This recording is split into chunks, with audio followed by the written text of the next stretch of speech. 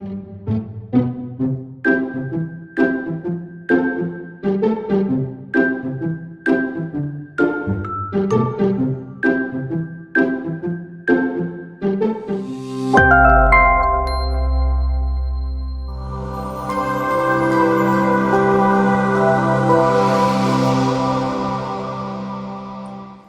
siang semuanya, perkenalkan nama saya Andi Eka Septila, salah satu dosen di Fakultas Psikologi Universitas Pancasila. Di semester ini saya mengajar psikologi abnormal dan metode penelitian kualitatif. Metode penelitian kualitatif adalah metode penelitian yang dilakukan secara mendalam untuk memahami perilaku, pikiran, dan perasaan yang muncul pada individu di dalam suatu fenomena tertentu. Nah, pada mata kuliah ini capaiannya adalah mahasiswa diharapkan memahami dengan baik apa itu metode penelitian kualitatif sampai dengan mereka bisa membuat satu laporan lengkap metode penelitian kualitatif.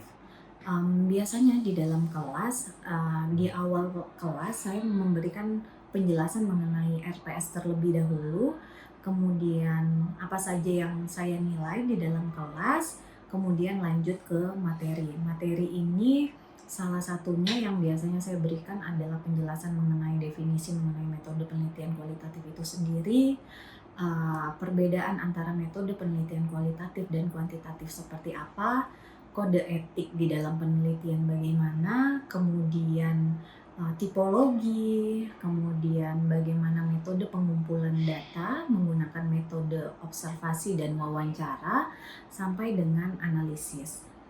Biasanya di dalam kelas saya berikan dengan menggunakan pemberian secara ceramah, PPT, kemudian praktek, pemberian contoh-contoh, diskusi, dan bagaimana membuat proposal yang baik sampai dengan laporan.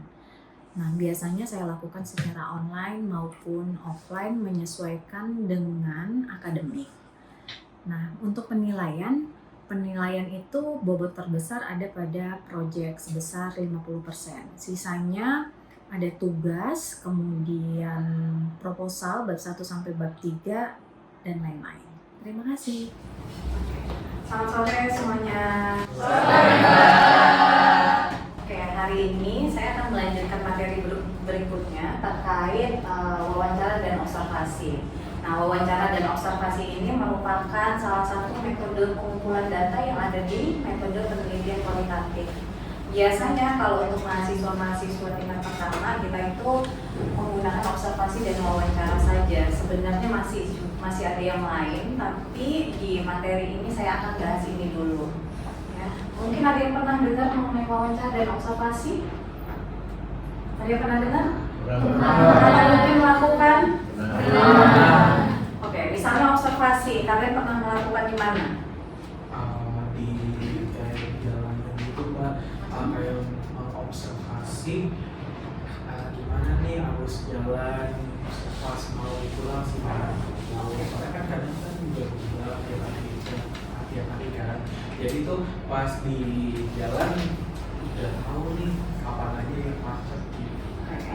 Yang hasil jelaskan adalah observasi secara umum gitu. Tapi kalau observasi yang kita lakukan di dalam penelitian bentuknya akan lebih ilmiah gitu. Ada urutan tertentu yang memang harus kalian ikuti. Misalnya, mungkin teman-teman di keseharian kan pasti melakukan observasi kan, apalagi di kelas gitu atau sama teman-teman. Kalian misalnya jadi tahu kebiasaan-kebiasaan teman yang lain.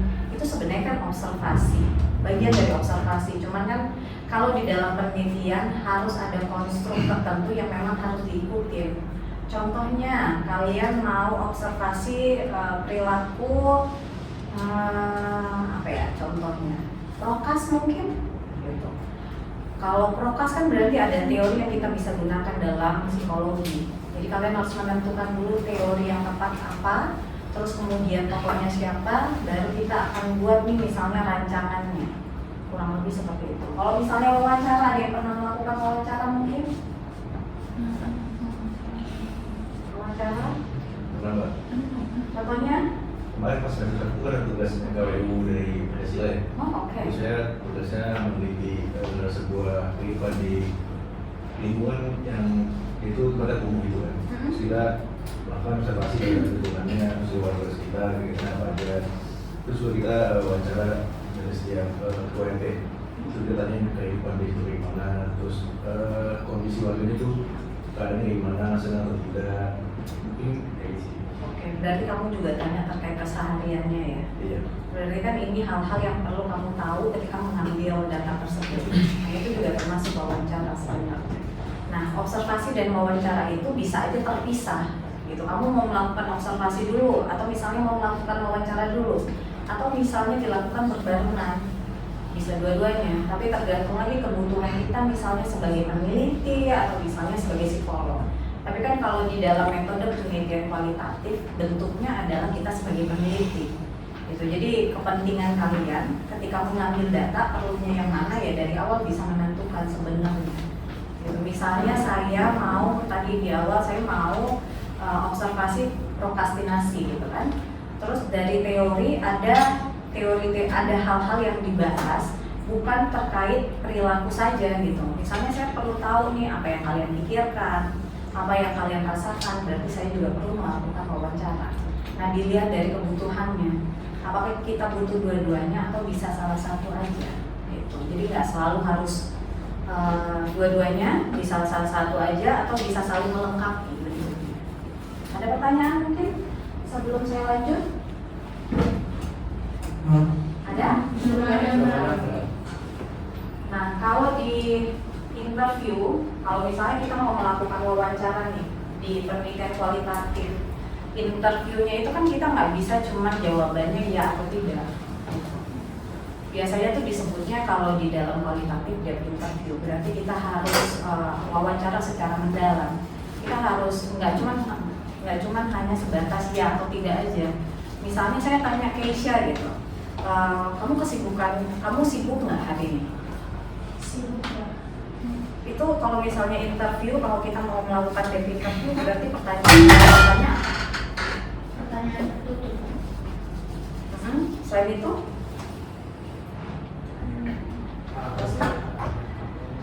Misalnya dari Hazel bilang, keseharian kamu selain itu apa aja? Bisa tolong nggak kamu jelaskan gitu? Nah, itu wawancara secara mendalam arahnya ya. Terus misalnya saya mau tanya lagi, apa sih perasaan kamu ketika melakukan kegiatan-kegiatan tersebut? Senang Mbak. Senangnya, boleh tahu alasannya kenapa? Senangnya karena bisa ngelakuin hal-hal yang baru aku coba gitu. Jadi hal-hal baru yang terjadi yang sebelumnya itu udah terjadi. Oke, itu contohnya. Jadi kita nggak sebatas tahu ya atau tidaknya, tapi dia juga perlu menjelaskan alasannya. Gitu. Tapi biasanya kita menghindari pertanyaan-pertanyaan misalnya kenapa gitu. Tapi lebih ke alasannya apa, boleh dijelaskan nggak lebih lanjut. Ya. Kalau ada pertanyaan silahkan ya. Saya lanjut dulu. Sebenarnya kan kalau klien atau misalnya partisipan yang kita tanya gitu kan, yang kita lihat adalah dari sudut pandang mereka ya gitu. Sudut pandangnya mereka bukan sudut pandangnya kita sebagai peneliti, karena kita juga nggak boleh bias gitu. Kayak misalnya kamu mungkin ketika melihat si partisipannya atau klien kamu gitu misalnya, kamu melihat orangnya kayak gini deh, itu sebenarnya nggak boleh. Kita harus melihat dari sudut pandangnya mereka, bagaimana mereka bercerita atau bagaimana mereka menjelaskan. Ya.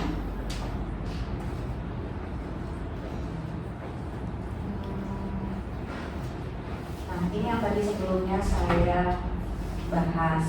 Jadi kalau di dalam kualitatif, kita kan ada wawancara gitu.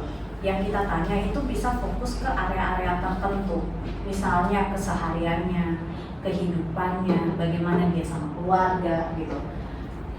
Kalau kamu mau bahas mengenai kehidupannya ya boleh dari situ dulu. Biasanya kalau di kualitatif di awal wawancara yang kita perlu tahu adalah deskripsi dirinya. Misalnya kalian dapat nih informasi terkait bagaimana dia di masa kecil sampai dengan dia dewasa, atau bagaimana pekerjaannya, bagaimana dia dengan orang lain, itu masih bisa di sini. terus atau misalnya mau lebih spesifik ke pengalaman-pengalaman tertentu gitu. Kadang kan kita kalau lagi melakukan penelitian kan kita fokus di area-area tertentu, misalnya terkait trauma tertentunya individu. Nah itu kan lama-lama pasti akan ada tahapannya dulu ya, di awal mungkin hal-hal yang ringan dulu kalian bahas sampai dengan lebih personal. Ada pertanyaan mungkin terkait ini wawancara sebelum saya lanjut ke observasi? Udah cukup jelas? Lanjut dulu ke bagian observasi.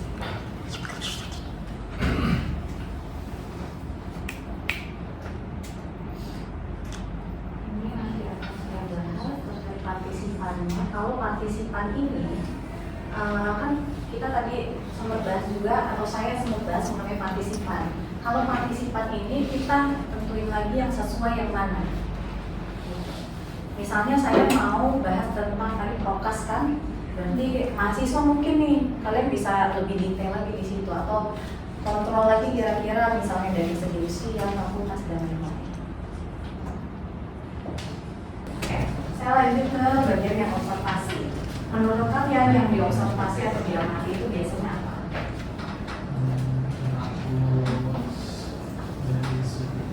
Oke, perilaku. Yang lain mungkin ada pendapat yang berbeda? Ada? Atau udah setuju sama pendapat Azel? Kalau observasi, berarti yang diamati hanya perilaku. Kalau pikiran sama perasaan itu paling nggak akan bisa amatin ya, atau observasi. Jadi kalau untuk pikiran sama perasaan bisa dilakukan lewat wawancara. Kalau observasi hanya yang diamati adalah perilaku saja. Nah, ini secara umum, misalnya kalian cuma mau melihat penampilan, cara bicara, ekspresi dan lain-lain, itu observasi secara umum. Ada juga yang detail yang tadi di awal saya sempat jelaskan bahwa terkait teori, terus kalian harus bikin misalnya kisi-kisi perilakunya apa aja gitu.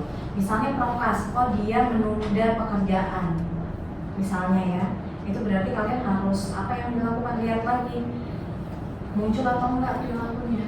Jadi kita sesuaikan lagi sama teori yang muncul, bukan terkait apa nih yang biasanya kalian lihat di keseharian. Harus ada base-nya on apa. Kalau ini kan berarti harus ada teorinya yang jelas ya. Terus guideline-nya yang tadi saya bilang, misalnya di awal teori, menentukan teori, terus kemudian membuat kisi-kisi terkait perilaku apa aja yang mau diamatin, terus misalnya pengambilan data gitu, itu semua harus runut dilakukan. Nggak bisa misalnya ketika kalian melakukan observasi kalian baru mau bikin kisi-kisi perilakunya apa, jadinya kembali.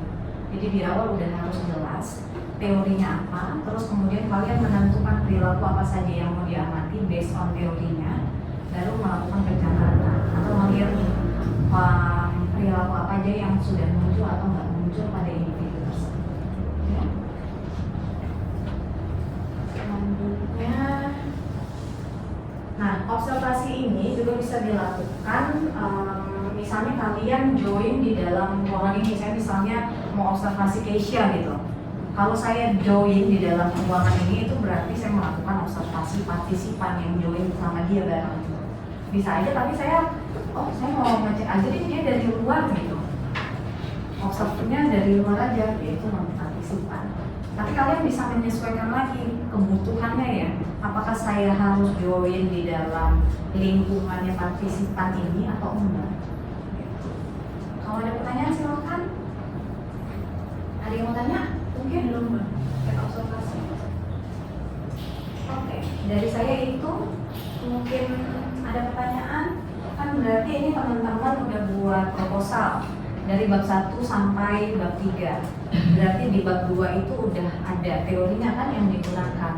Nah, ketika kalian bikin proposal di bab 3 itu kan kalian juga harus menjelaskan metode pengambilan data mana yang kalian akan gunakan. Berarti kalian nggak harus menggunakan 2 metode itu. Kayak misalnya kalian mau fokus pada wawancara aja, boleh aja.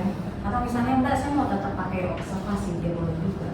Cuma harus jelas mau ngambil metode pengambilan datanya yang mana aja. Ada pertanyaan?